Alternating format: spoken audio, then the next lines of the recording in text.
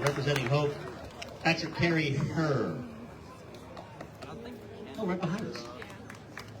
He's here to talk about Hope. How are you? Thank you.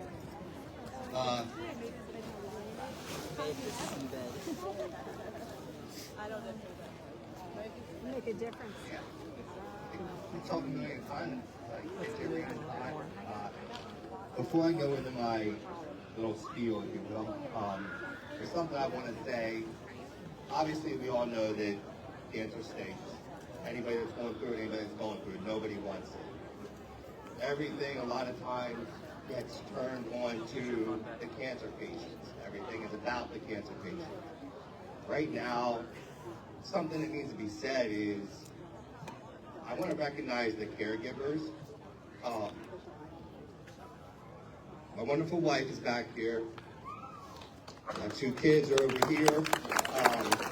What you have to realize is without the family, without my wife, I may not be here. Two kids, dad was down and out. She picked up all the pieces. My parents, my mother-in-law, helping out with the kids whenever they could.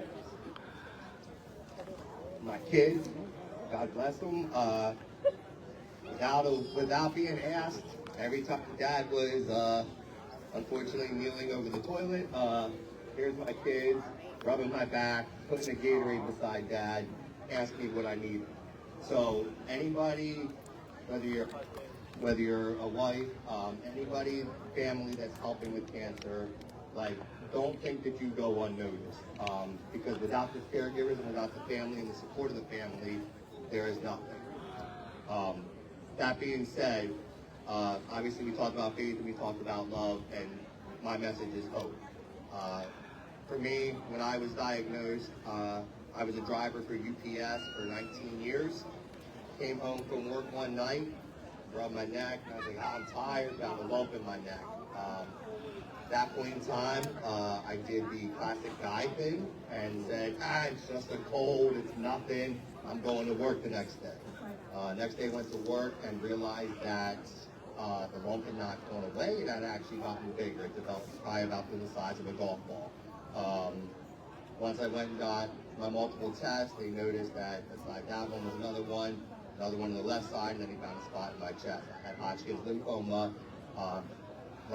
Like the other two that spoke before me, your world comes crashing down pretty fast when you get that phone call and get that notice. After that, they put me on they said, this guy's young, we think he can handle it. They put me on 4 of the harshest chemo drugs that they can physically give to a person. They wanted to knock it out of me as quick as possible. Went through 2 rounds, it went down 50% in size, and we thought I was going to be on the right path. Unfortunately, at that time, not my body did anything wrong, but my cancer decided it didn't want to even respond to the treatment anymore. So at that time, I was transferred from a normal Penn State office. I was transferred up to Penn State Cancer Institute up in Hershey. The doctor then approached me and said, I'm not here to scare you. We think the best possible outcome is a stem cell transplant. That being said, he was honest, and that's what you look for. They said, with that, we're going to put you on the brink of death, and we're going to bring you back to life.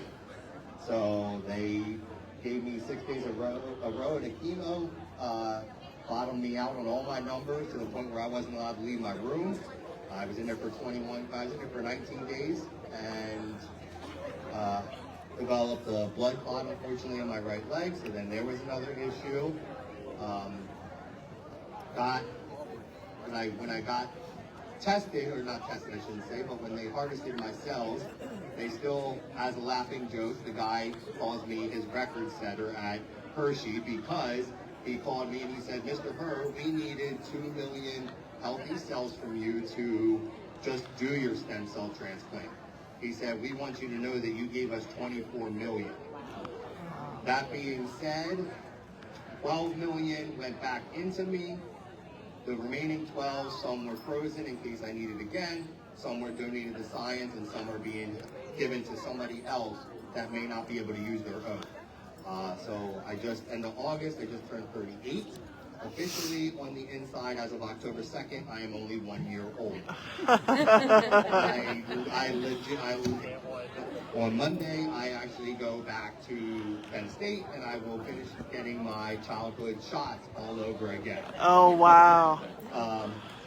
That being said, when I found out everything, I went to my job and I said, I printed out a monthly calendar, and I said, there's only 5 days a month I can't work due to treatment. Their response was, there's nothing we can do to work with you. I said, you can't give me an office job, an inside job, anything. No, there's nothing. At that point in time, the hope was all gone. This man here is hope. Everybody out here is hope. His organization is hope. It wasn't until we met our social worker in Penn State that she said, you need to reach out to Vickie's Angels. That's when Vickie and I got in touch with each other, and with your support and all the money you guys raised, Vickie and his organization, they helped to pay our mortgage, they helped to pay our car payment.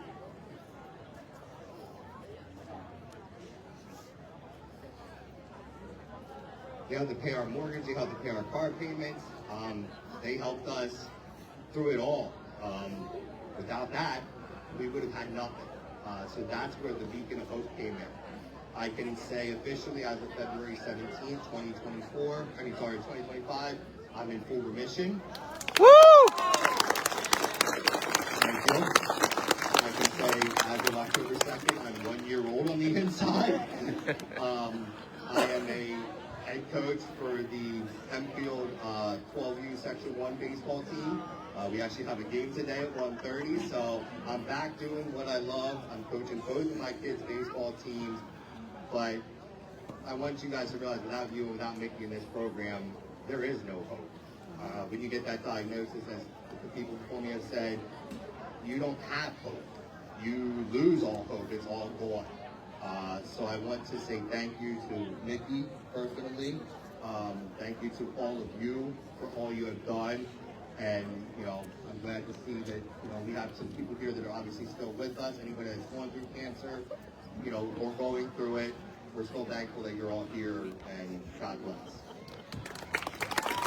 Thank you very much, Dr. Herr, with outstanding. He will be releasing the gun of hope.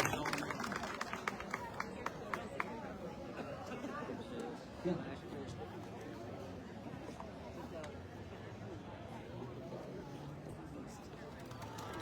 There it is. The gun of hope. You sit there. Bring all the other families up here, too. Ladies and gentlemen,